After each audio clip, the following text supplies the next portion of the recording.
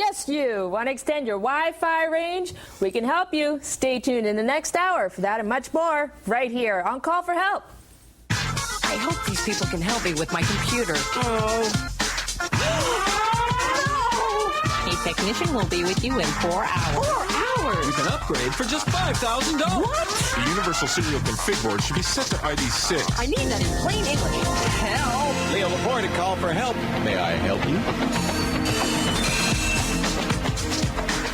Hey, welcome to Call for Help. I am Leo Laporte, and we have a fabulous show planned for you today. We're going to show you how to change your display resolutions for different users, something Microsoft does not let you do, but we'll find a way. Ebooks for beginners and useless trivia on the web. What are you laughing at?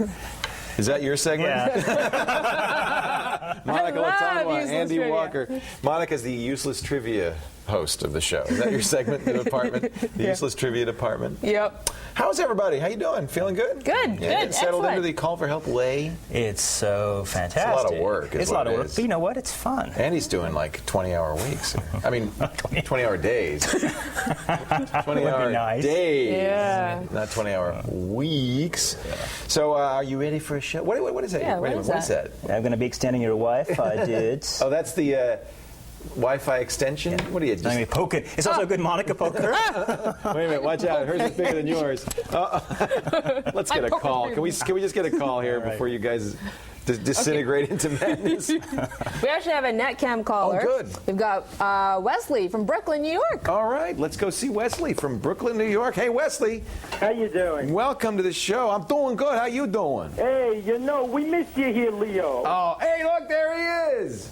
Well, we're going to get the show in the States, I promise you. We're doing it in Canada right now, but I think there's lots of interest all over the world for the show. We miss you here, Leo, and we miss you in Providence, Rhode Island. Oh, my home. What do you know about Providence? I used to be there, too. Did you really? Yeah. I grew up in Providence. You told me on Leoville once. I'll be darned. Well, it's so nice to meet you. So you're on Leoville, too, huh? Yep. Well, and Kate, I see Kate all the time in New York. Do you go see her sing? I did a couple times, and she said you were going to be there when you were doing Kate, Regis and Kathy, and we just never crossed paths. I stood her up once. Yeah. I just got too tired, couldn't go out. You know, late night, and me don't go along together. Well, it's good to have you on the show. What can we do for you today? My iBook. My iBook. My iBook has never given me a problem ever. I love it. Yes. It's the first Apple I've had since the 2E. Wow. I'm back to Apple. Yeah, good for you. But lately, every third or fourth startup, when I turn it on, I boot it up, I get a window with the symbol like on the power button, and it says unable to boot. Hold down the power button, turn it off, and restart. Yeah, that's the most serious symbol you can see on an iBook. It's infrequently. It's every fourth or fifth time. Right. But I don't know why. No, that's something to take very seriously. When did you get your iBook? How old is it? It will be 2 years old. December. You got. I know exactly what's wrong. In fact, this happened to my iBook, unfortunately. Now that's not the one you threw out, and then they said they'd fix the problem. It is. It's the same one. And Apple, people had to pick at Apple. There was a problem with the logic board. And I think my opinion was, right where you put, I have my PowerBook here. Let me bend over and show you, because I can show you the kind of layout. I mean, it's a PowerBook, not an iBook, but where you rest your hand, your palm's always resting right there.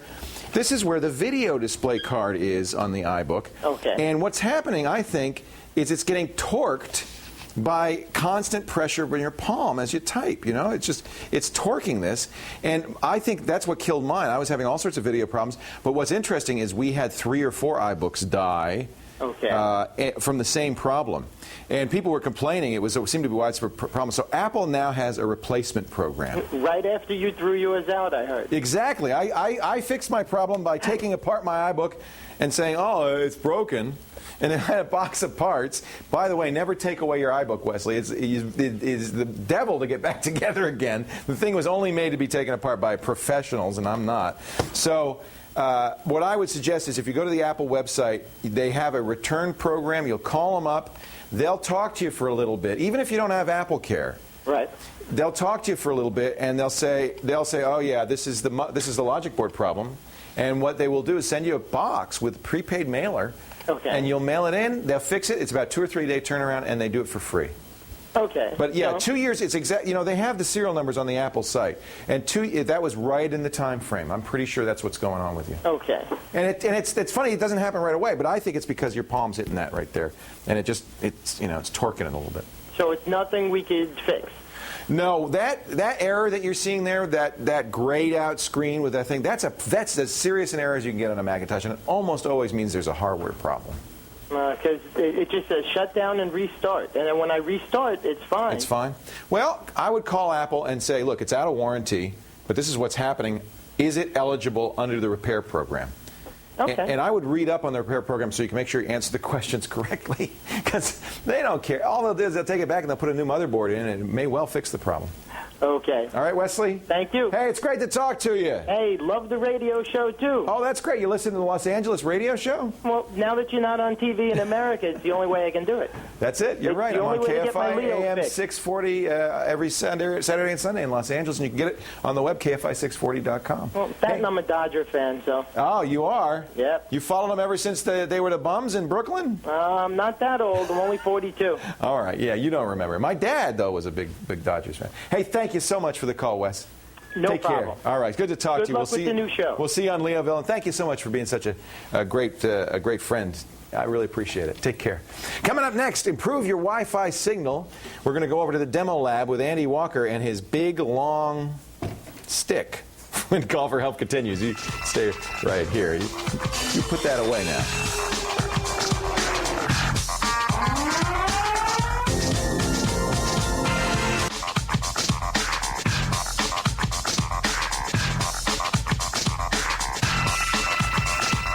Welcome back to Call for Help. Leo Laporte here. It's time to get the latest from Andy on boosting. No, not stealing. Boosting. That's more like Tony Soprano would use that time. Boosting your Wi-Fi signal. Andy Walker is our expert in the lab.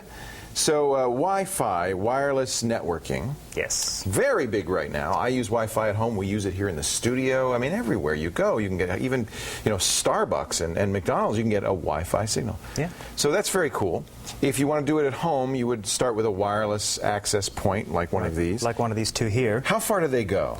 They go about 100 meters, 300 feet, for those that speak Imperial. That's optimistic, though. That's optimistic. I have to say, right, I usually don't get quite anything That's like that. Line of sight, perfect conditions, inside a Faraday cage, perhaps. Right. In the real world, where you have other things interfering, you've got walls in between. Right. So every time you put a wall or a floor in between the router and what's receiving it, cut that distance in half. And perhaps it goes shorter and shorter. It's funny. Well, I'll tell you a story about what bonehead me did with my router that really killed it. So this is a standard 802.11b or G. Yeah. And it's the same for both. Same for both of them. There's different ones you can get. D-Link, Netgear are the most common. SMC. I think Cricom makes them as well. Links is kind of the dominant. Is the dominant one. That's right. They're owned by Cisco. Yeah. So this is Netgear. This is D-Link. They're basically the same. Right. Right. And so you get if you're within 25 or 30 feet or so, or 10 meters, you're going to get a at signal. Once you get out of there, it gets really, really what can people flaky. do to improve their signal? Well, one of the things you can make sure, just a physical positioning of these devices. Right. So you can make sure it's at least 12 inches away from a wall. Good. Keep in mind that in the antenna, it's an omnidirectional antenna that comes with it, but you should always point it. It also comes off the top, too. Oh, so maybe aim it a little bit? So aim it, or put it upside down on your roof to give good coverage. Like that. Yeah, inside the room. I've tried all sorts of... positioning really is key, and it's kind of a black art. It's hard to say how it's going to improve it. I did one thing, I was going to tell a bad story on myself. I put it behind a screen window, which is a mesh of metal. Right. The worst thing you can do, as it turns out, metal mesh is something that Wi-Fi just doesn't get through. That's a Faraday cage. Yes. So, and as soon as I moved it out from behind the screen, it worked great. Right. It reminds me a lot of, playing with the antennas. It's like, the old rabbit ears with the television, exactly. This 1970s sort of thing, Can you see me? Can you see it now? Can you see it now? Exactly. How's the signal? So positioning is very important. So position is very important. If you have very bad interference, like let's say you're picking up the signal, there's a lot of people in your neighborhood have one of these. Other Wi-Fis, yeah. So what you could do is actually go physically into the router, and I have the Netgear's control panel here. So this is you'd browse into the, in effect, browse into the router. Browse into, HTTP and then the IP address of the router. Yeah. And here you can actually select the channel. There are 11 channels in the Wi-Fi spectrum that are used. 1, 6, and 11 are non-conflicting. They don't sort of overlap. Guaranteed not. Oh, okay. There's overlap between 2 and 3, for instance. Right. 1 and 4. So okay. So you might want to start with 1, 6, and 11. 1, 6, and 11. And, I have to say the lower ones are most likely to interfere in my experience. In fact, 1 can be really a problem. So try a higher one. Yeah. Right. Also, don't use the default. No. Because everybody's using the default, the one that it comes with. Which is usually, what, 6? Depends on the router. But yeah, 6 is very common. Very common, yeah. I noticed that this was set at sort of with no region, and only 6 was available because it's based on, I guess, FCC and regional. Yes, that's right. In Canada and the States, we have 11 channels. There's 12, I think, total, but we can use 11.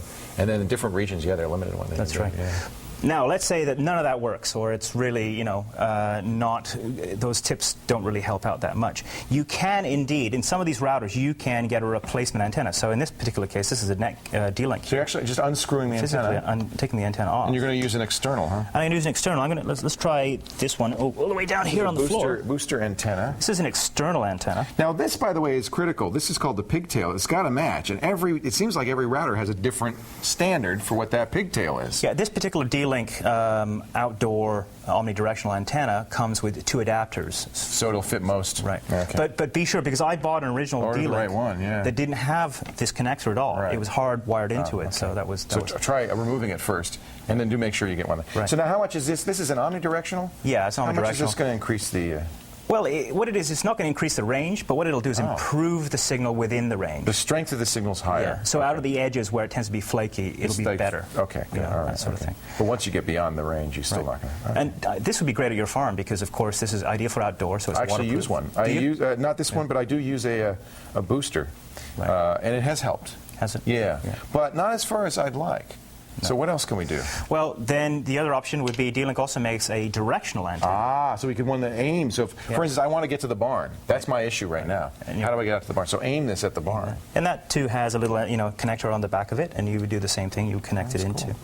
That's kind of fun. Okay. So, this one runs, I think it was $70-odd US. 70 for the Omni. $120 Canadian. Okay. How much this guy's a little cheaper. I think it's sort of 60 US, 80 Canadian, cool. That sort of thing. What's this do here? This is my favorite device, actually. It is a range extender, so it really does extend the range out beyond that 100 meters.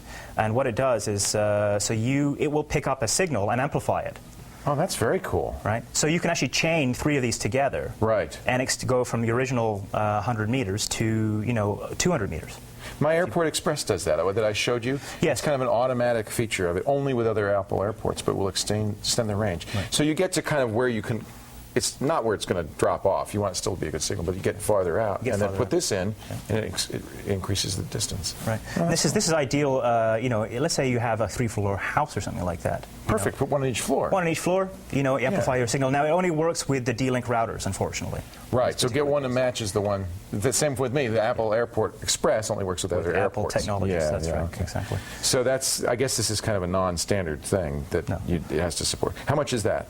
I believe that's sort of approaching the $100, $120 range. It's almost like it's more than buying another router, oddly enough, a wireless access point. Yeah, it can be, yeah, exactly. This can also be used as its own access point as well. So that's cool. So you could wire it into, to improve the situation. So there's some ways to boost, and I'm not talking steal, but boost your Wi-Fi from Andy Walker. All the details on the website, callforhelptv.com. Thank you, Andy. Now, when we come back, our free file of the day, but first, let's give you a little daily quiz. Here's our quiz of the day. We don't have T-shirts to give away yet. We're still working on that, but you still have the honor of getting it right. Our question of the day...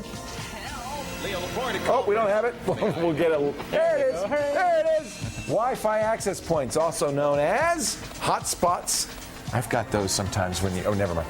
With signal bridges, Ethernet hubs. Yeah, there's a salve for that, I think. And bandwidth fountains. Which one? Only one of those is correct. Get to the website, give us the answer. We'll talk about it a little later on when Call for Help continues.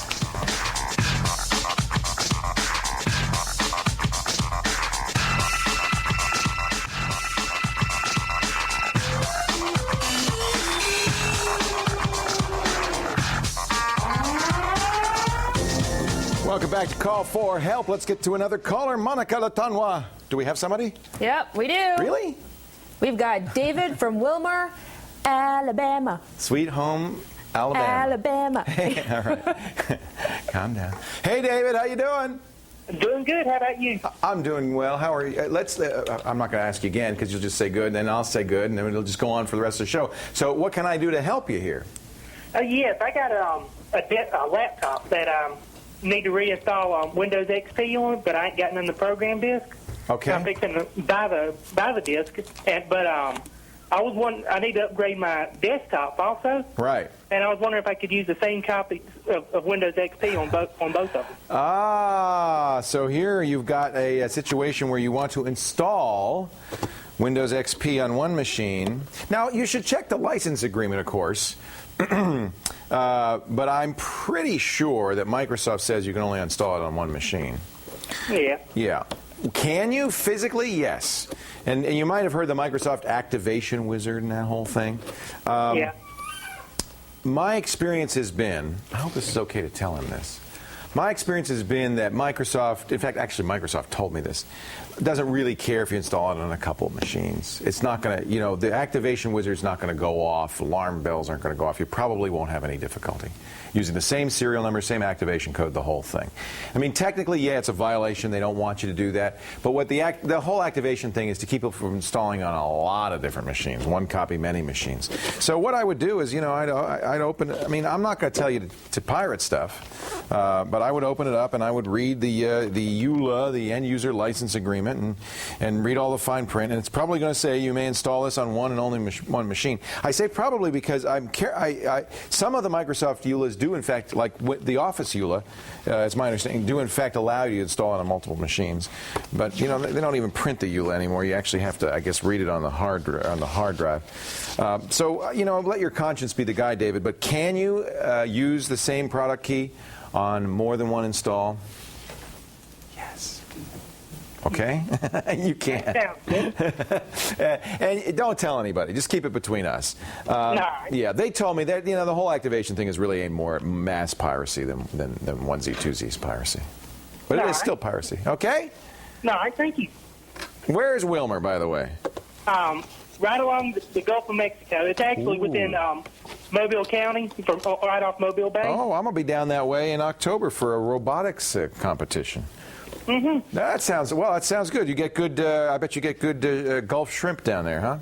Real good. Ooh. All right, we're all coming, Mardi Gras right? is pretty fun too. What is? Said Mardi Gras is pretty fun too. We're there. Woo. Fat Tuesday, baby. That's not till February though, right? Or March? Yeah, February. I guess we can wait till then. Hey, well, David, I thank you for calling. Yeah, go ahead and do it. The only issue might come up, when you, for instance, try to install Service Pack 2 or do a major update. Occasionally, Microsoft will check on those. I think really what's happening, though, they're checking for very commonly pirated serial numbers, not for the issue of multiple installs. So I can't guarantee it will work forever, but for right now, I think you're fine. Thanks, David. And thank you. Appreciate the call. You keep watching. All right. Actually, he can't watch. He's in Alabama. Someday. One day. One day. Someday soon. They're telling me. In my ear, people say, any minute now, he's going to be able to see it. Time for the free file of the day. Let's head on over to see what Annie's been cooking up for us. GG? GGSearch. GG. Well, now, you've done the Google toolbar and you've done the Yahoo toolbar. What more could anybody do? Well, this is if you don't want the browser integrated toolbar. So like a standalone toolbar. Standalone toolbar, yeah. So you don't actually need your browser up for this. Oh, look. All you need is to install this program, and you have all kinds of really cool options. But so it's more than just a little search. Now, it's kind of big. Can I make it a little bit, can I get rid of the toolbar? Or I guess you could shrink it that way. Yeah, okay, that's cool. Stuff like that. The title menu. Yeah. Right.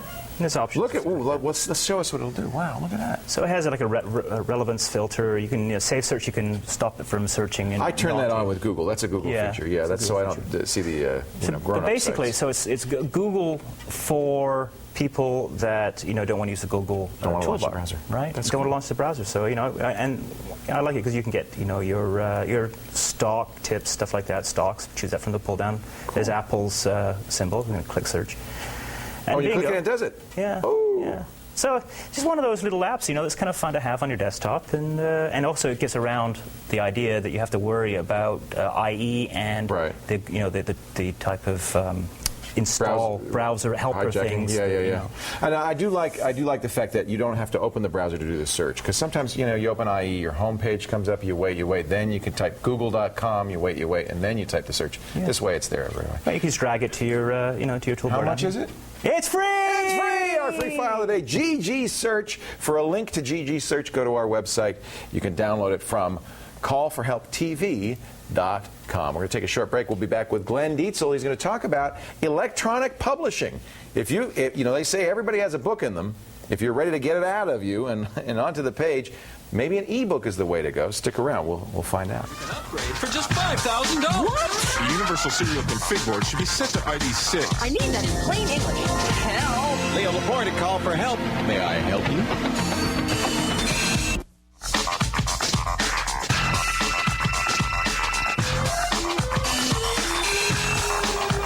Welcome back to Call for Help. I'm Leo Laporte. Have you ever thought, I'd like to write a book, I'd like to publish a book of my very own? Well, now thanks to the internet and the web and electronic publishing, you may be able to do it for a lot less than you might have thought. Joining us now from the site awakentheauthorwithin.com, Glenn Dietzel. Glenn, welcome. It's good to talk to you. Thank you very much, Leo. And just to begin, thank you very much for bringing me on your show. You're welcome. And thank you for all the listeners that are out here watching the show today. There's some great people out watching the show.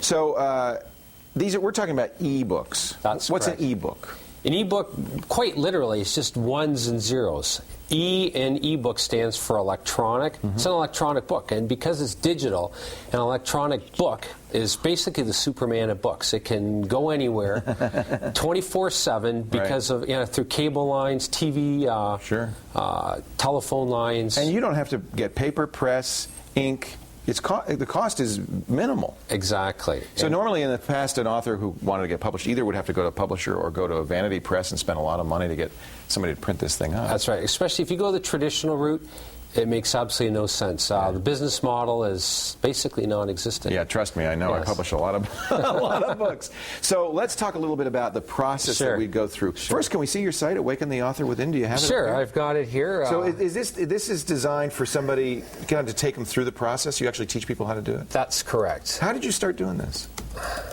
Well, quite literally, my wife kicked me out of the house and sent me to California, armed with a couple of books and an idea. That she had written, or? No. My wife knew that I wanted to get online with the business. And my dad, being an accountant, always said the tax laws in Canada and the U.S. are made for the business person. So I went down armload with a bunch of Robert Kiyosaki books, Rich Dad, Poor Dad, and basically kind of formulated an idea in my mind in terms of what I wanted to do. That's great. So people, here's the site, and you can basically how to start and finish an ebook in 29 days or less. That's cool. So talk a little bit about the process. Obviously, you've written the book already, right? Mm-hmm. I mean, we're not going to. The 29 days doesn't include the writing.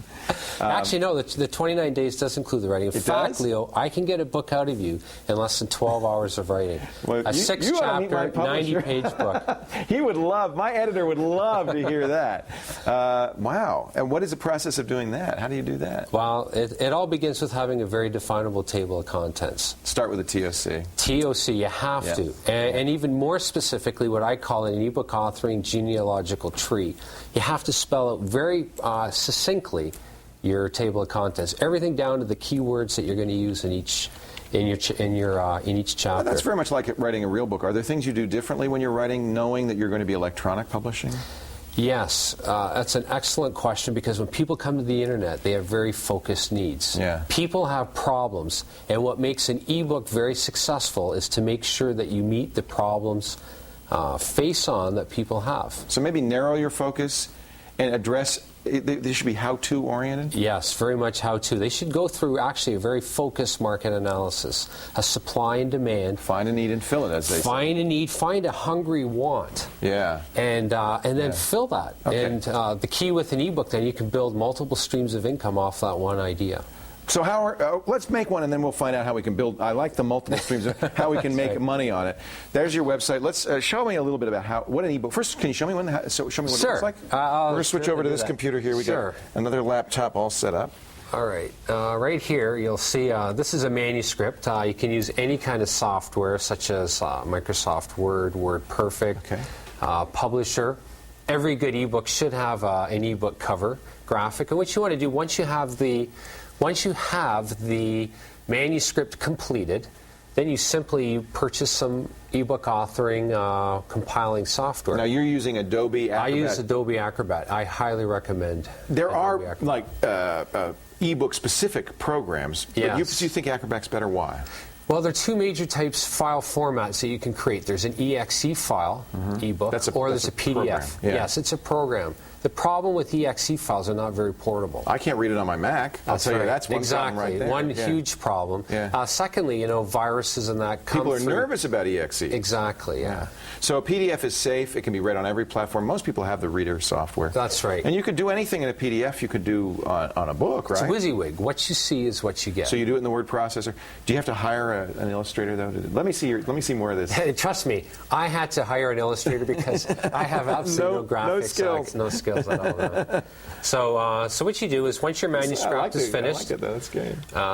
Chip here, by the way, represents the technological aspects of authoring, and Doodle here that you can see represents the writing aspects. And so those do they continue throughout the book as characters throughout the book? They will eventually, but they're basically there for our workshops, our teleseminars, and stuff that we do. Yeah, and then there's the puzzle pieces, the 10 steps to ebook authoring. Let me see more of the book. Do you recommend illustrations throughout the book? Sure. I mean, why not capitalize? A properly formatted book really mimics a web browser with the visual interactive capabilities. Right. If you want to see how you compile, I'm not sure if you want me to show you that. Yeah, in a second. I just want to see more of this book here. Oh, okay. Yeah, well, it's still in a manuscript format. But it really looks like a book, although it's electronic. Yeah, all right. So how do you make this? Okay, so what you do, once you're all finished, once you finish the editing, which, as you know, Leo, is probably the most time-consuming process, you go to File. Well, we're still in Word. This isn't actually a book yet. Yes. No. Oh, okay. Yeah, okay. We're in the word processor. Print. Print. All right. And then what we're going to do is select here. We're going to select what printer, and actually we're selecting the distiller. So when you're actually Acrobat. compiling, you're actually printing to the distiller. Right. Right. And so all you do is you click on OK. Right here, and then what happens, then you'll see the printer, actually your printer little icon comes in at the bottom. So you have to buy Acrobat, the full version. This isn't the free reader. This is the full version that creates Adobe Acrobat files. That's right. How much is that going to set me back? Well, if you're an educator, or if you know somebody who's in the educational field, you can get the educational version, educator version. It's about $49. Well, that's USD. cheap. So that's how you got started. You were a vice principal at a high school trying to get teachers to do this? That's right, exactly. Yeah. Now, if you're going to buy the full version, though, the professional version, you're looking at about $250 US. Still, considering how much it costs to print books, that's not bad. This makes all the sense in the world to just e-publish first. So you've printed out, but instead of having a sheet of paper now, it's just saying, where do you want me to save your PDF file? That's right. And you say, go ahead and save it. Let's see what it looks like. All right. So I'll just call it right here, like I have, and I'll save it to my desktop, and I'll just click save. Then anybody can read right it. here, the little printer icon comes up. Okay. And what we're really doing here. So we're actually printing to a file. We're printing to a file, exactly. All right. So I've got a PDF file. We'll look at that in a second. Now, how do I sell it? How do I make money on it? How do I distribute it? The best way is through your own website. Create your own website. Create your own website, and not through one of the paid an AOL account or something like that, but actually buy your own domain name.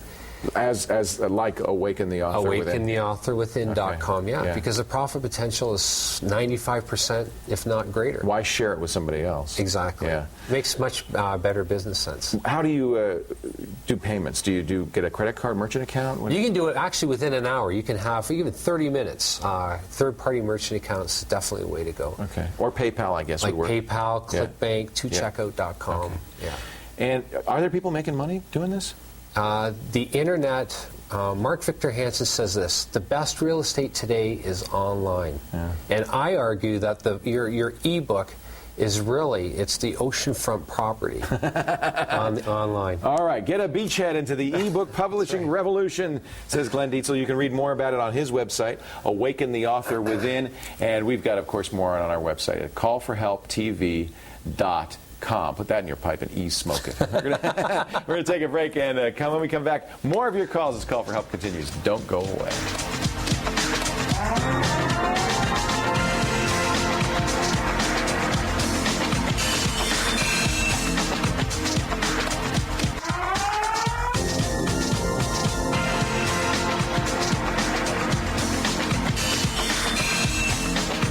Hi, welcome back to Call for Help. Leo Laporte here, ready to answer more calls for help. Who do we have?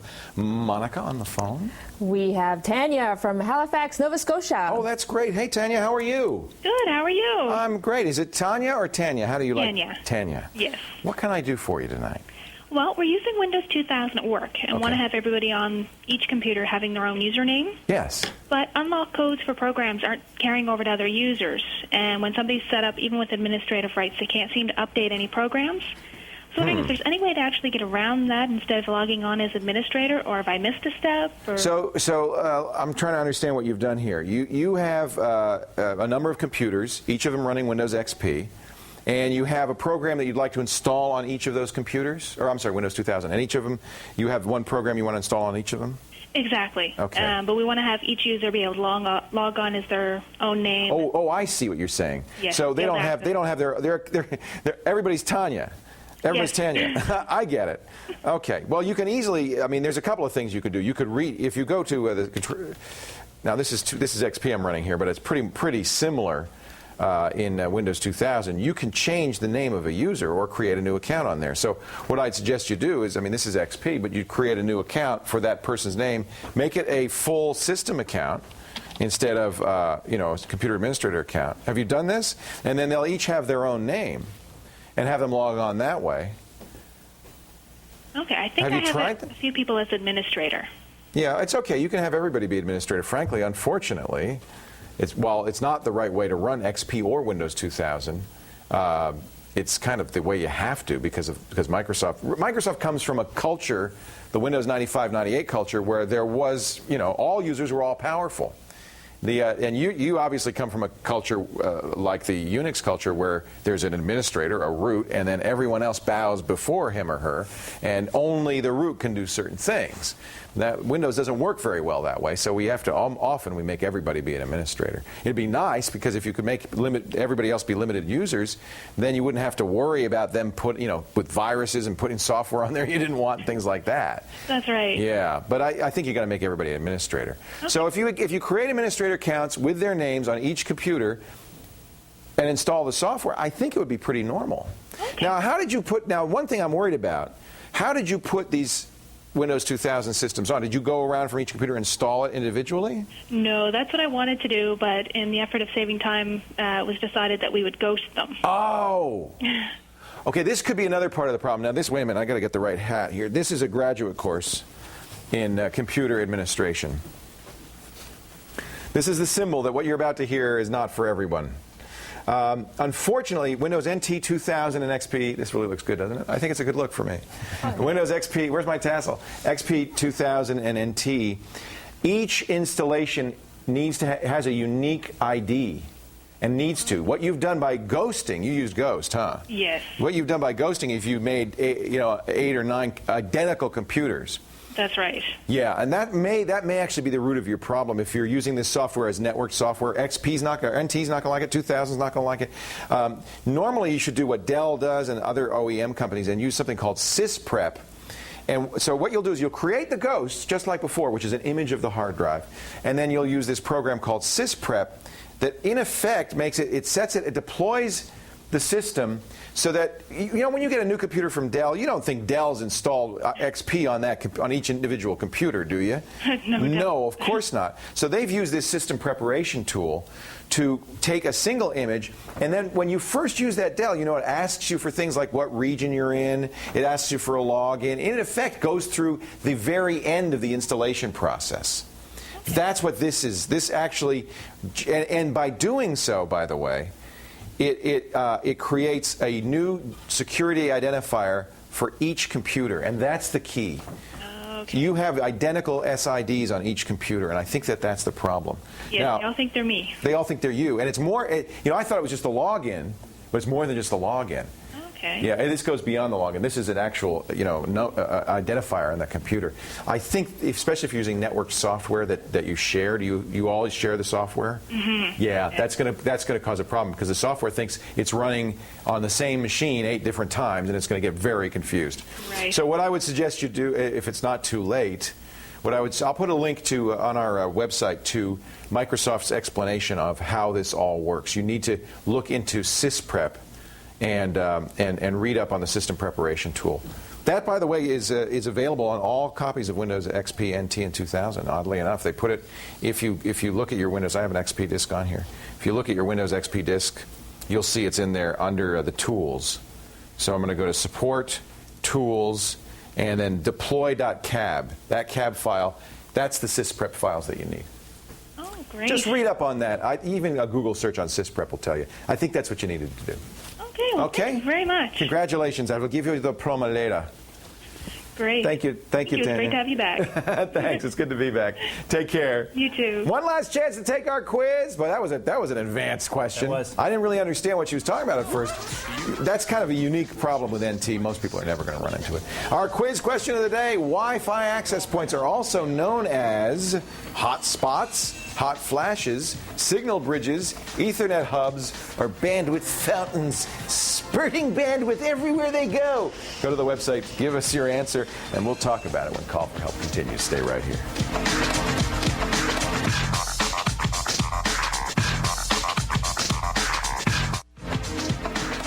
There's our quiz question of the day. What do they call those Wi-Fi access spots? They're hotspots.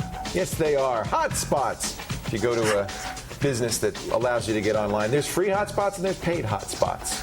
Airports have them now. Everywhere. Coffee shops. Hotels. Mm-hmm. Absolutely. Hope you got that right. Congratulations if you did. You're a smart person. Now, Speaking of smarts, Monica Latan was here with our smart tip of the day. Yeah. What do you got? Well, I love trivia, and a lot of people do. Who doesn't? There's a lot of useless trivia. So is this your useless trivia tip? Trivia. No, well, they're not really useless, because then, Come on, I'm good at trivia. Ask me some questions. Really? Yeah. Oh, maybe let's do a quiz. Can we do a quiz? Want to do a quiz? Yeah. Okay. So the first site I want to feature is coolquiz.com. Coolquiz.com. And, okay, there's a little test Our producer here. Vac says he's going to beat me. How okay. trivia is this? Click How here to trivial is start. So you can play against other people too? Not in this one, no. Okay. It's just kind of on your own. So, okay. First Question. one. Which British title of nobility is highest? Marquis, Baron, Earl, or Duke? I'm going to say... You think Marquis, Andy? Yeah. You don't think... You think I think well, there's no Baron in England, so it's Marquis. Yeah? No, that's... Well, that'll be French. Earl? I think it's Duke. Duke of Earl. Okay, what is it? I give up. We all give up. You're going to say Duke? I think it's Earl. Okay, you want to go... Okay. Oh, we don't I even went get to another know? one. Who had A cast of 12 angry men. That's easy. That's an obvious one. Okay. Yeah, Henry Fonda is obvious. The White Sands Space Harbor is in what state? White Sands, New Mexico. Okay. That's easy. There's a movie about that. Our producer's really getting into NHL this. team had a female goalie? What? No. Tampa Bay had a female goalie? Okay. You want to do that? How long did... Yeah, well, that's apparently what the answer is. Vac has given us the answers. Okay, who helped a dead man All right, walking? that's enough of this. Okay.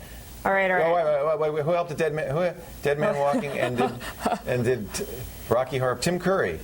Oh, Susan Sarandon. That's Susan? right. Okay. Yeah, she was in both Tim Curry, but she was the one in both. Yeah. This one. How many questions is this going to be? Oh, I think there's like one more. All right, one more. Okay, let's just. I think it's crushed ice. I want to see. I have a lot of those. Crushed ice. Oh, this. What was named? Boxing's fighter of the year the most times.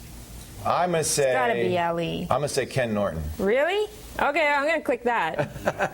Let's see here, largest body of... Oh, that's got to be I hope we Great get the Lakes. answers, because it's going to be really depressing if we go through this whole thing and we don't get the answers. This must be the end one. Oh, this one that was I know. Tom Hanks. Oh, it was really? Michael Keaton? I don't know. No, it was Michael Keaton. You're right. You're Was right. Michael Keaton? Yeah. I'm terrible at this. Okay. 9 out out of 10. Woo, what did we miss? What did we miss? I was Dude, right. You were right. If we Reading all those romance novels so that's paid fun. off. Let's see another one. That's a fun one. Yeah, Henry Fonda was right. Okay. New Mexico. Okay. Well, we know all the rest Tampa were Bay, wrong, right? We got them all right. Susan. We got 9 out of 10. What did we get wrong? That's good. Didn't we get Duke? We said Earl. Oh, Ken, it was me. My fault. It's all my fault. Jeez, man. I resign from the team. What else you got? Anyway, other pages is home.nicap.rr.com. Blah, blah, blah. This is all on the website. It's all on the website. A lot of useful trivia, like contact lenses for chickens. You have chickens, right? Not yet, but I certainly have contact lenses. Should I have them for my chickens? That's bizarre. What else? Can read more on the website about that. I found that interesting. And then amusingtrivia.com has got a lot of neat stuff. And Puffin, or not.com. It's got a lot of neat stuff. So we got 4, and actually there's a 5th on the website we didn't have time for on TV. Go to callforhelptv.com for more trivia. Yeah, maybe we'll play some more later. Ken Norton. Of course it was Muhammad Ali. I thought it was a trick question. See, I'm overthinking. I'm thinking it's a trick question. Because everybody would say... Do we have another caller? Yeah, we do. Let's go to our next caller. That's Victoria from Paris, California. All right, let's go say hi to Victoria. Oh, I think I know this woman. You certainly do. Hi, Leo. How you doing? I'm great. Is this Z Mama? It certainly is. Z Mama, how the heck are you? I'm wonderful. Thanks very much for asking. How about you? I'm great. Have we ever talked before? Not on the phone, no. Just online. Victoria's been... Victoria's been a regular member of the Leoville community for many, many years, and it's really great to meet you in person. Thank you, dear. Same here. Finally, and thank you for being on our first few episodes of Call for Help. That's really wonderful. I'm thrilled to be on here. It's a lot of fun. Well, give me a question. Maybe I could do better than that Muhammad Ali Ken Norton fiasco. I even knew it was Ali. Come on. You knew, didn't you? See, everybody's going, Leo, you don't know nothing. That's all right. You'll know this one, maybe. Right. I hope. I hope. We're using Windows XP, and my kids and I each have separate desktops. And I would like to enlarge everything on my screen because my eyes are going south, and without affecting their desktops. I tried lowering the resolution, and that affects them, and they don't want it that way. Isn't that funny? In the old days, when the kids were little, all of their games would be 256 colors, and they'd want 640 by 480. So it was the other way around. The kids would have the big screen, and we'd have the. Now we're old, they're big. It's the other way around completely. Exactly. You know, this is I love this. When I heard you were going to ask this question, I looked it up on Microsoft in their knowledge base. Display resolutions and color depth settings apply to all users. That's so frustrating. They say, and not only that, they say so. You know, this is as if it were a bug, but they say, no, this behavior is by design. In other words, they say, we meant to do it that way. Yeah, all of the resolution settings, including color depth, alpha channel, all that stuff, is for the whole computer, not for any individual user. Mm-hmm. Good news is you're not stuck with that. It's actually fairly easy to write a program that will sit in the background and watch who's logged in and have settings for each individual person. In fact, if you go on the web, you'll find a ton of them. I've got one for you that you can try free for 2 weeks, see if you like it. And if you do, I think it's like $10. It's not expensive. And you can literally choose. I mean, this lets you choose everything. The default monitor, when it should be applied, like, for instance, when you log off, then it will change it to the way that everybody. You get the resolution, you get the color depth, you even can change the frequency of the monitor. You can adjust the color settings, so you can say it's brighter for the kids, darker for you, or vice versa, contrast. All of these settings. This is about the most elaborate. There are a number of these programs, most simpler than this, but this allows you to control everything. It's called Display Resolution Managers from ByteGems.com. Sounds wonderful. Well, I'm glad I had one answer right. Hey, as long as it works, I'm a happy camper. I think it will, yeah. How old are your kids now? My daughter will be 15 pretty soon, and my son is 13. Oh, teenagers. How's that going for you? It's going fine. Good. It really is. We get along pretty well. you know, we all have our snarky moments, but yeah, mostly we like each other. Good. Well, that gives me hope. I got a 12-year-old daughter about to enter that snarky phase. Yeah, it gets a little weird there for a while, but you'll get through it. There's hope yet. Yes, there is. Victoria, so nice to talk to you. It's wonderful to talk to you too, dear. Finally get to meet you. Take care. Thank you. Thank you. Z-Mama. You know, it's funny. I need a better handle. I call myself Leo. On my website, in chat, everywhere. It's just my Leo Laporte. Do you have a handle, Andy Walker? Do you? Cyber Walker. Cyber Walker. Yeah, how about Monica? What do you call yourself? Like, if you go to a chat room or do you have a handle? Or Monster. You say, Monster. Yeah. See, I don't have nothing. I ain't got nothing. I call myself Leo. How unoriginal is that? After the break, we're going to answer more of your email questions and a final word too. You stay right here. I need something good, you know. Call for helper. No, that's terrible. King call for help. King call. No, what is the better name?